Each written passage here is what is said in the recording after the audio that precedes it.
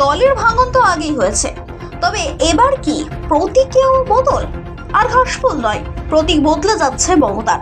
সম্প্রতি প্রতীক হারানোর আশঙ্কার কথা একাধিকবার শোনা গিয়েছে মমতা বন্দ্যোপাধ্যায়ের মুখেও। তিনি বারবার বলেছেন প্রতীক হারানোর সম্ভাবনা নেই, তবু যদি প্রতীক হাতছাড়া হয় তাহলে নতুন প্রতীকে লড়বেন। প্রতীক চেনাতে প্রয়োজন হলে গলায় ঝুলিয়ে ঘুরবেন, এমন মন্তব্য করেছেন মমতা বন্দ্যোপাধ্যায়। সূত্রের খবর, ঘাসফুল বা জোড়া ফুল প্রতীক যদি হাতছাড়া হয় সেক্ষেত্রে প্ল্যান বি তৈরি আছে মমতার। জানা যাচ্ছে ঘাসফুলের বদলে সূর্যমুখী ফুল প্রতীক হিসেবে ব্যবহার করতে পারেন তিনি।